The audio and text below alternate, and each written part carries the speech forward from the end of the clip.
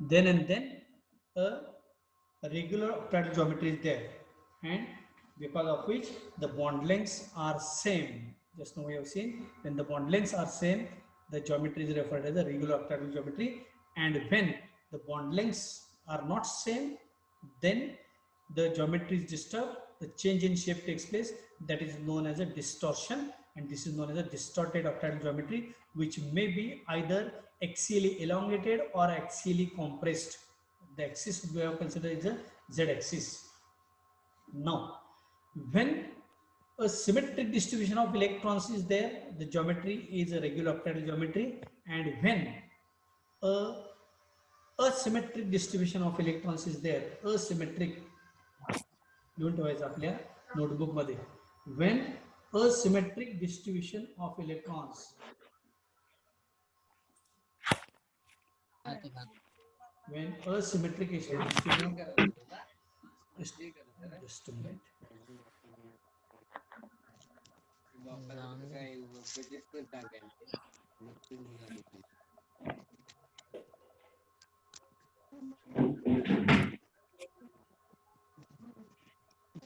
पट्टी लगा नहीं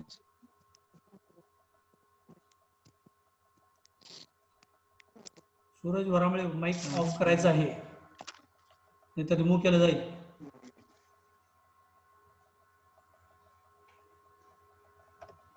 Now, when asymmetric distribution of electrons is there in the d orbitals of metal, then that always leads to a distorted shape. So what is this asymmetric distribution? Just take an example. आता ही diagram देखील तुम्ही काढायची आहे. If we consider D4 case, if we consider D4 case in weak ligand field, so what will happen if D4 case weak ligand field is there? Again, draw this diagram of crystal field splitting in weak ligand field. He diagram काढायचे आहे सगळ्यांनी. This is a T2G, this is a EG. 5 d orbitals दाखवा. This is a dxy, dyz and dxz. This is a dx square minus y square and dz square. लिहिलं सगळ्यांनी. आता ज्यांना D4 केस हायस्पिन complex असे दिलं होतं त्यांना याचे जे रिझल्ट्स आहेत हे या पद्धतीने रिझल्ट्स आले असतील. आता काय आपल्याला माहिती आहे की when ligand field is weak, this delta o value, that is the energy difference between Eg and T2G is very small, and hence first 3 electrons they occupy singly in T2G group of orbitals, and because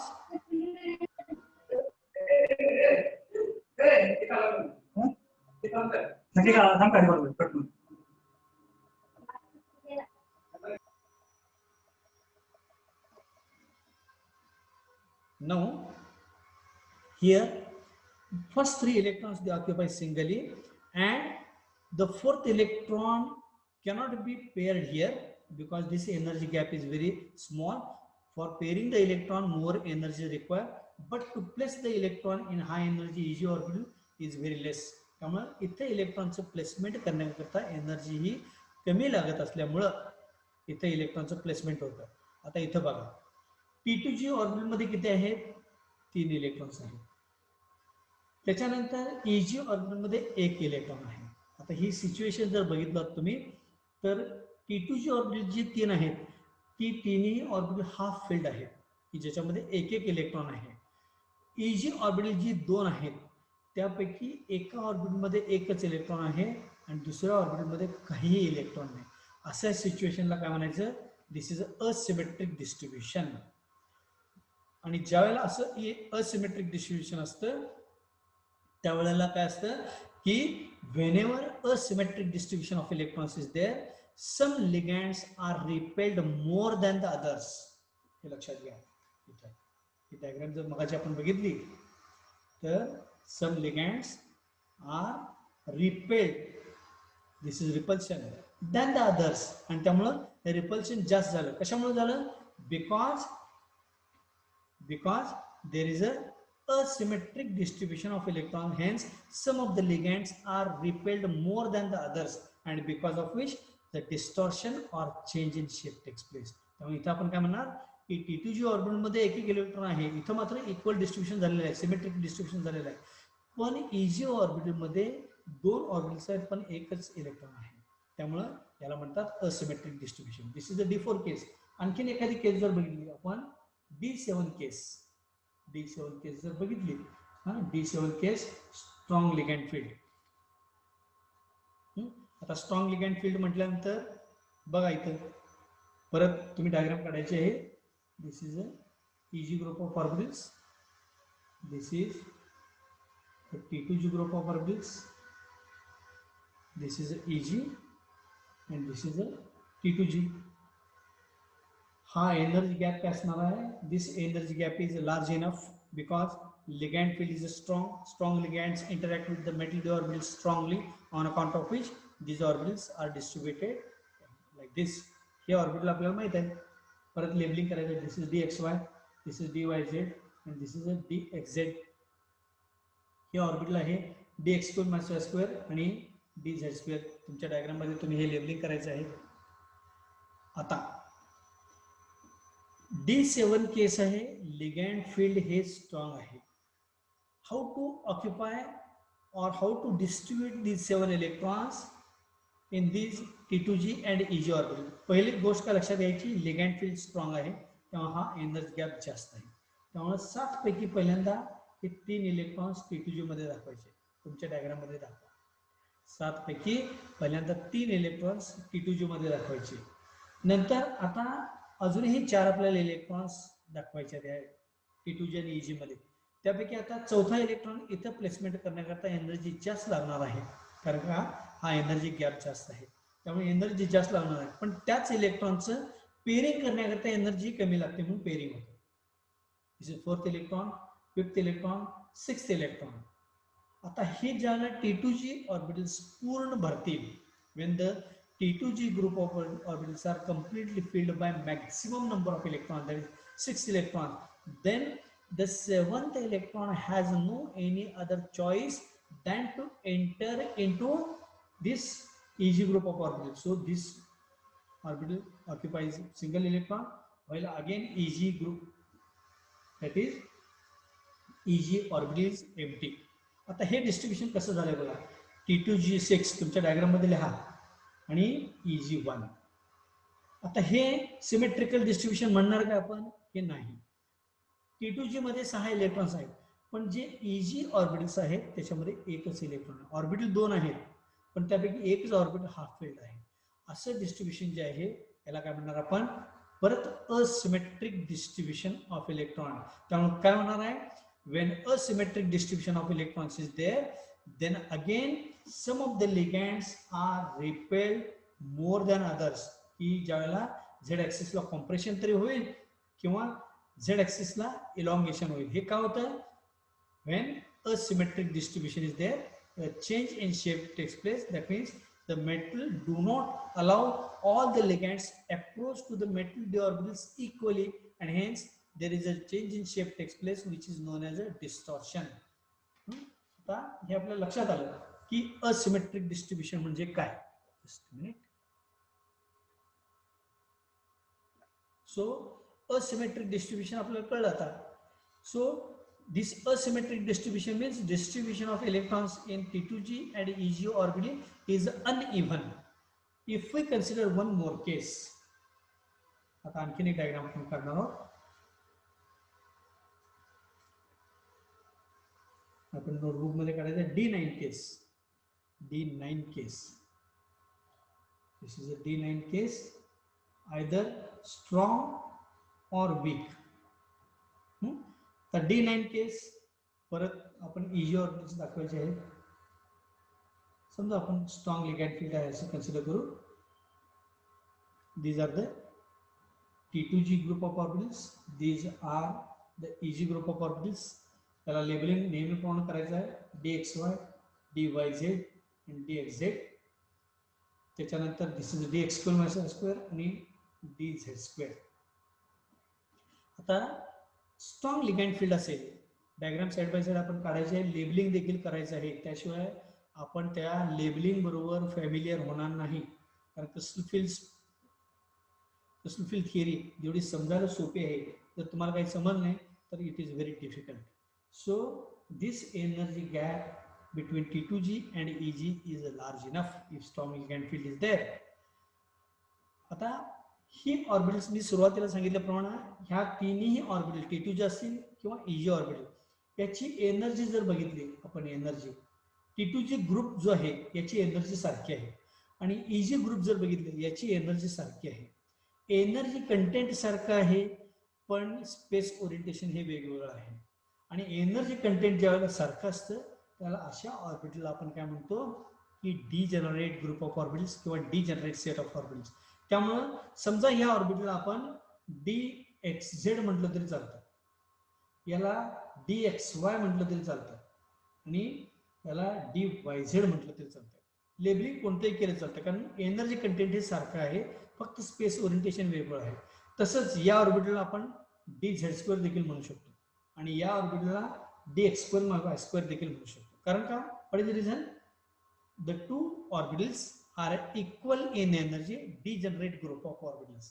किंवा आपण जसं आपल्याला सवय आहे त्याप्रमाणे DX² आणि DZ² असं म्हणू शकतो. किंवा or first orbital is known as a DZ² orbital or this is a DX² orbital.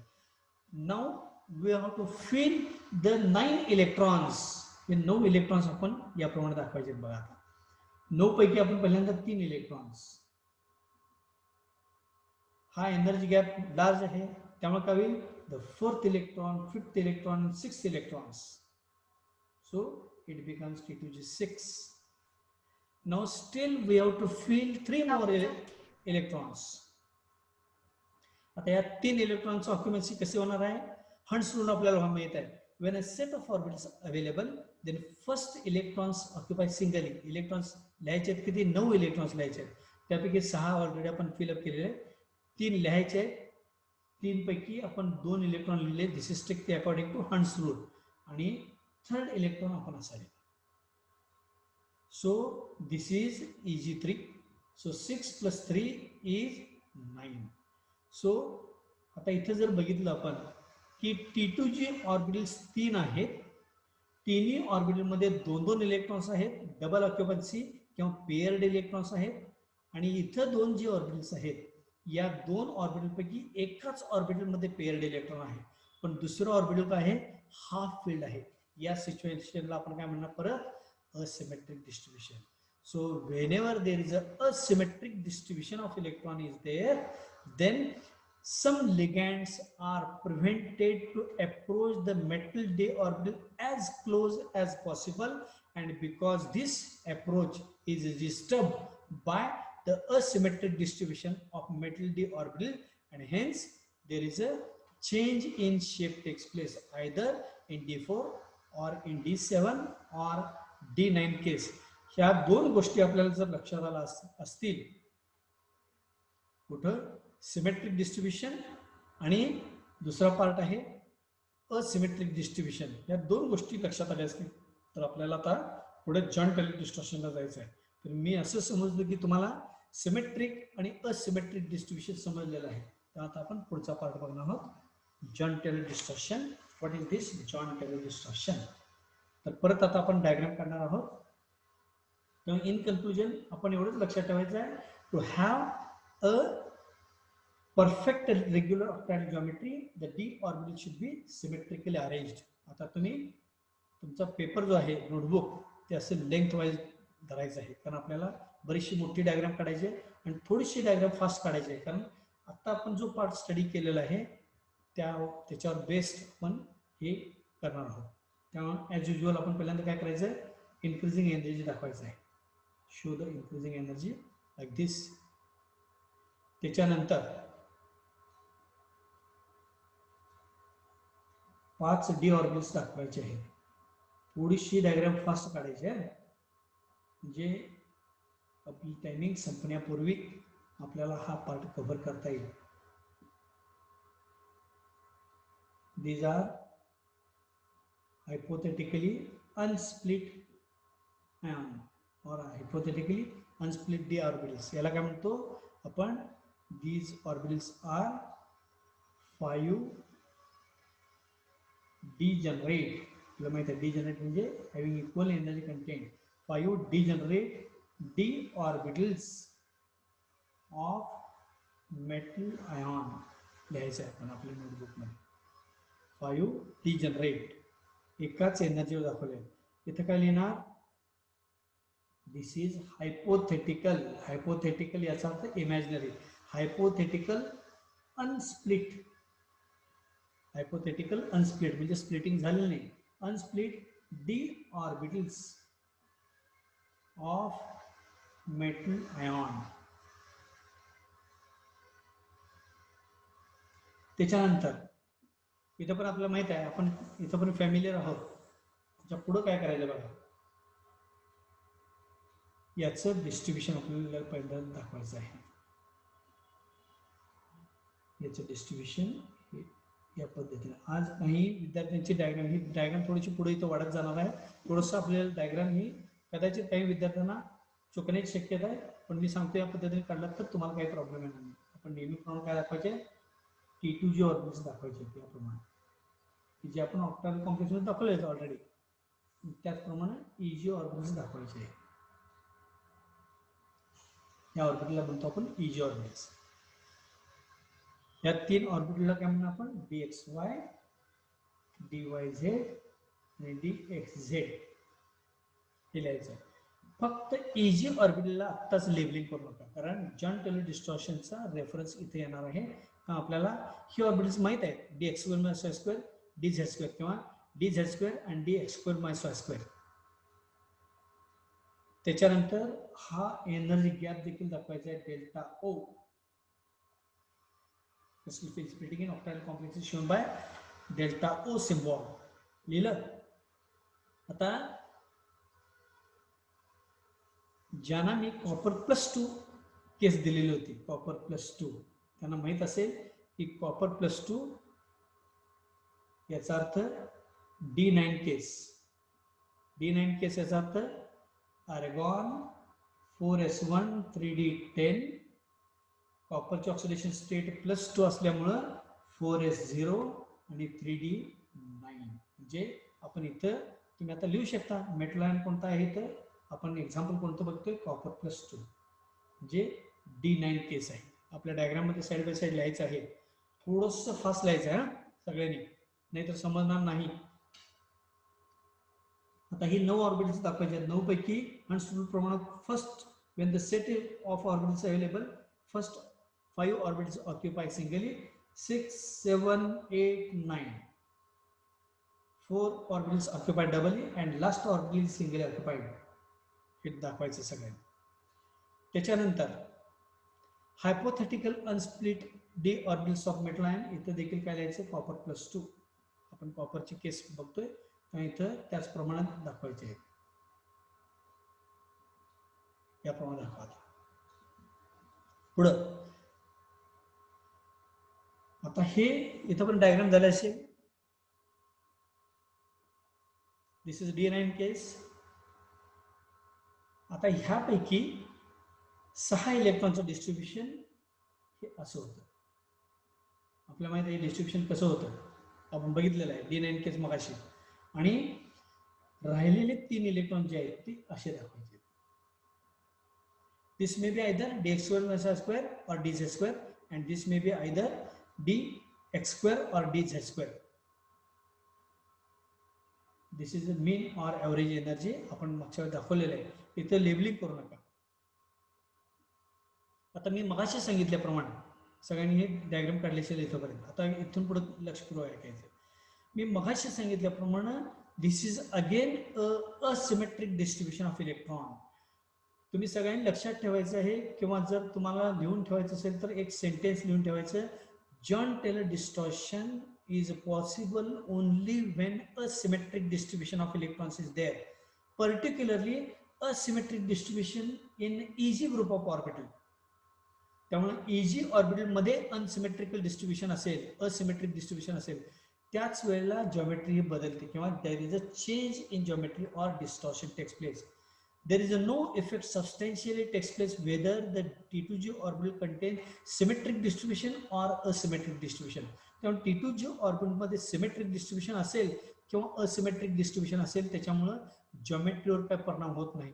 पण EG मध्ये जर असिमेट्रिक डिस्ट्रीब्युशन असेल तरच डिस्टॉर्शन होतं. याचं कारण असं की ऑक्टाहेड्रल कॉम्प्लेक्स मध्ये 6च्या 6 लिगँड जे आहेत ही 3 ऍक्सिसवर आहेत, एक्स वाय झेड.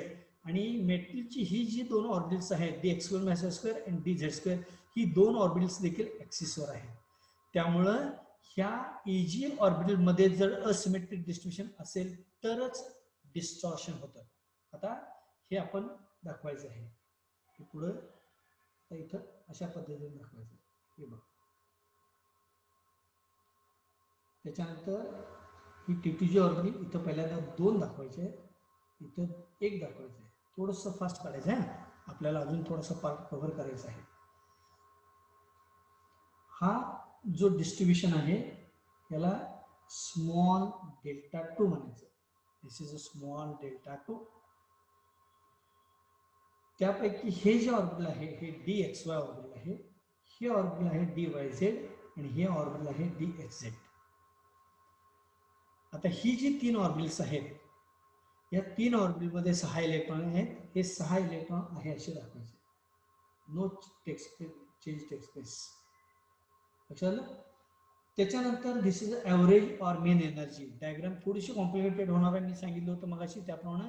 आता इथं जसं आपण ऑक्टाहेड्रल कॉम्प्लेक्स मध्ये मागच्या बघितलं होतं की each electron occupying the T2G group of orbital is stabilised by amount -4. त्याप्रमाणे इथं ज्याला याचं डिस्ट्रीब्युशन होतं त्याला these dyz and dxz, these electrons are stabilized by an amount -1/3 delta 2. लिहा. This is minus energy gap is -1/3 delta 2 and this is plus 2/3 delta 2.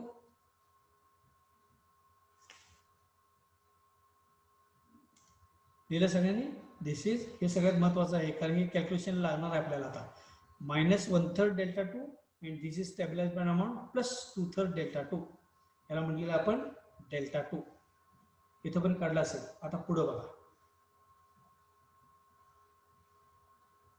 EG ऑर्बिटलचं splitting आपण थोडंसं delta 2 पेक्षा जास्त दाखवायचं आहे. म्हणून मी सांगितलं होतं मगाशी की डायग्राम थोडी कॉम्प्लिकेटेड होत जाणार आहे.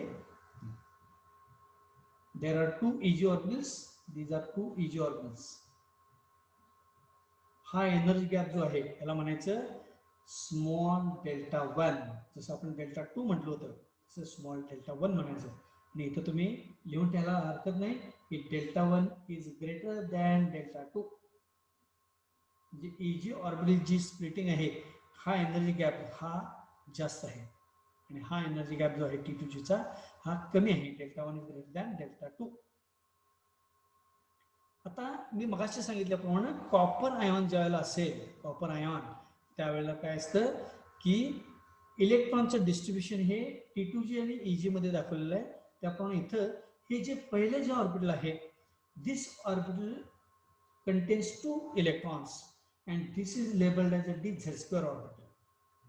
आणि एक इलेक्ट्रॉन जो आहे this orbital is labelled as a dx² orbital. लक्षात आहे? म्हणून आपण आता इथं काय लिहिणार, या पहिल्या ऑर्बिटलला लेबलिंग करायचं आहे dz² आणि दुसरं जे ऑर्बिटल आहे हे dx². हे लक्षात आले का? बघा, पहिला ऑर्बिटल dz² आणि हे आहे dx². आता इथं तुम्ही केअरफुली बघा ना मी डिस्ट्रीब्युशन कसं लिहिणार आहे. आता कॉपरच्या बाबतीत ही D9 केस आहे.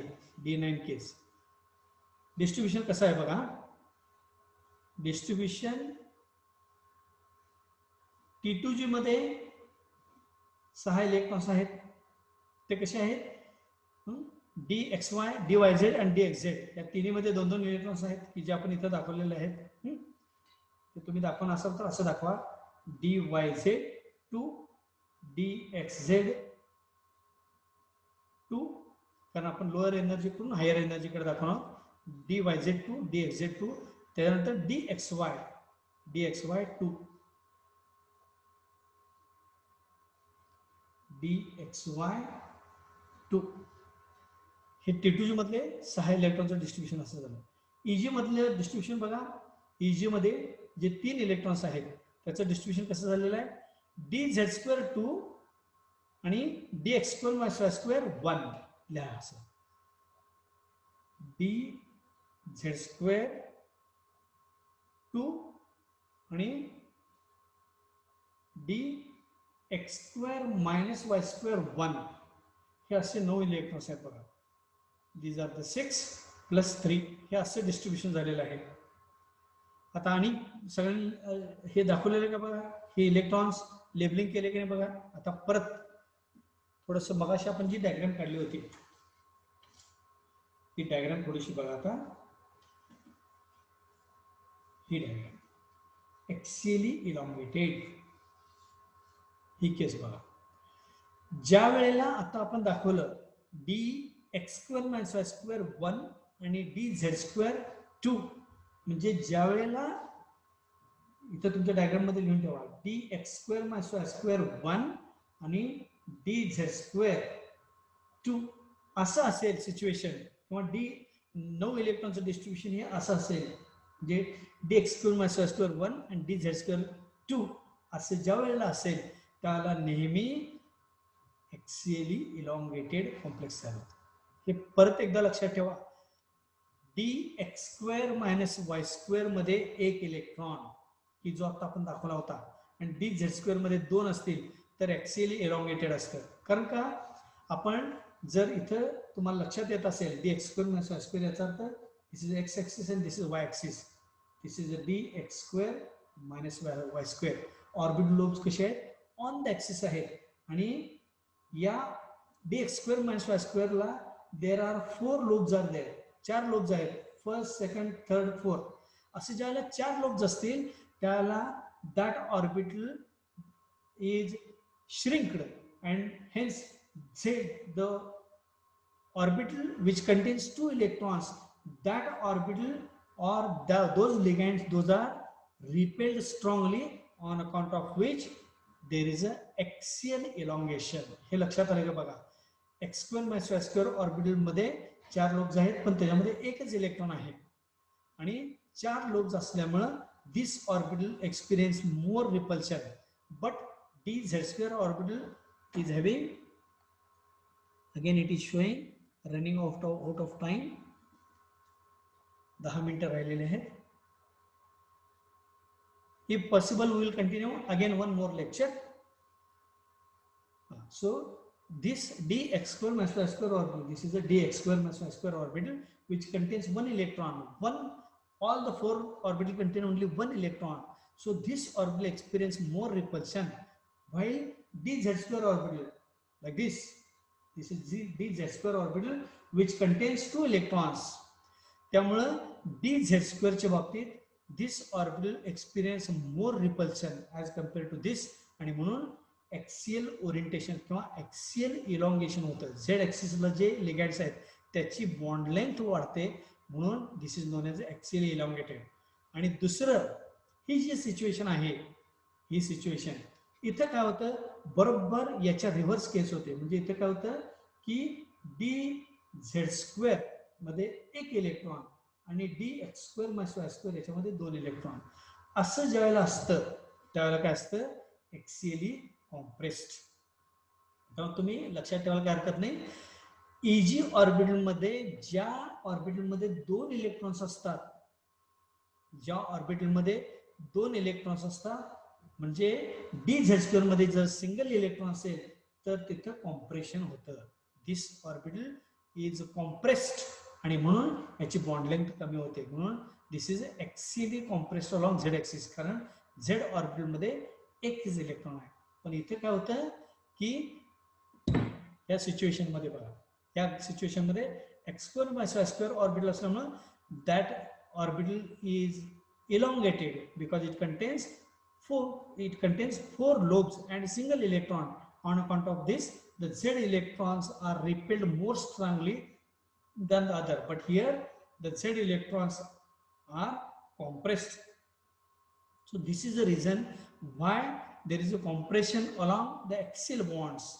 त्यामुळे आता इथे आपण जर बघितलं तर आता ह्या सिच्युएशन मधून तुम्हाला लक्षात आलं असेल की हा जो कॉपर प्लस 2 आहे, हा कॉपर प्लस 2 हा कसा असणार आहे, याच्यामध्ये आता आपण कन्क्लुजन काढलं होतं की D x square minus Y square orbital which is having 4 lobes while d z square orbital containing only 2 electrons and it is axially oriented along z axis.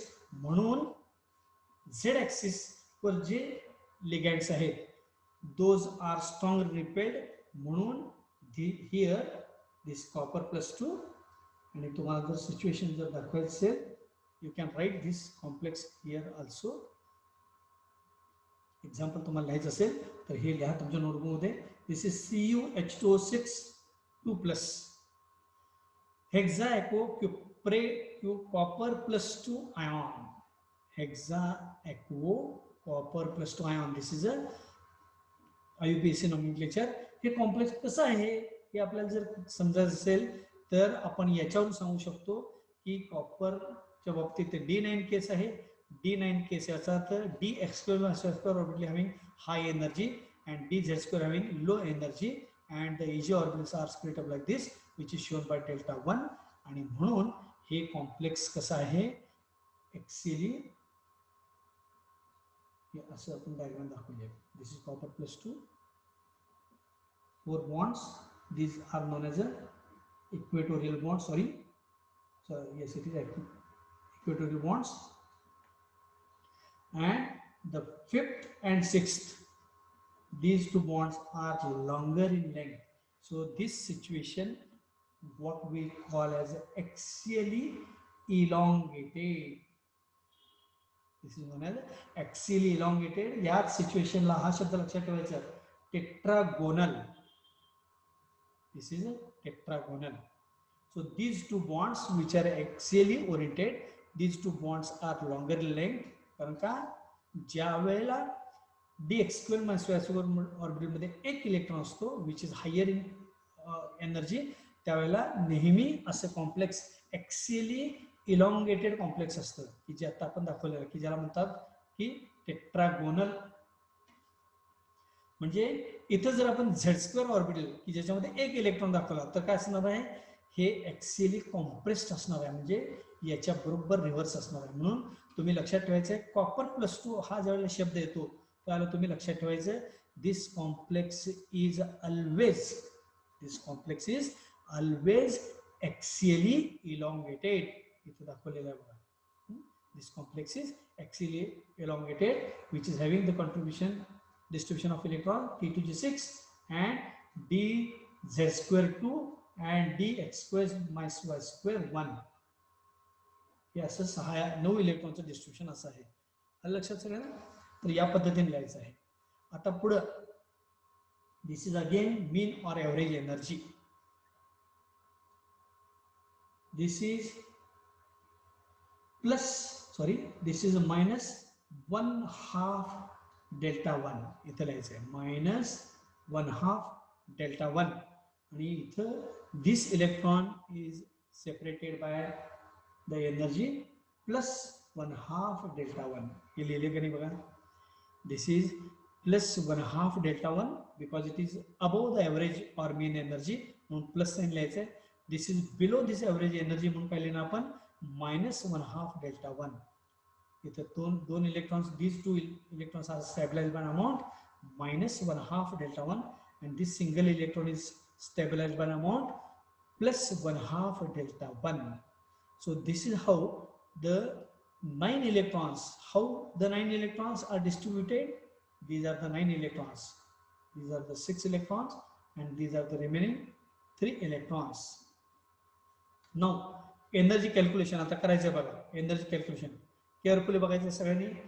Now the calculation of energy. T2 orbital मध्ये किती आहेत electron? 6 electrons आहेत. 6 electrons आहेत. त्यापैकी जर आपण हे consider केलं the distribution of electrons in DYZ and DXZ की ज्याच्यामध्ये 2 इलेक्ट्रॉन्स आहेत तर every electron is stabilised by an amount minus 1/3 delta 2. So total number of electrons are 4 electrons are stabilized.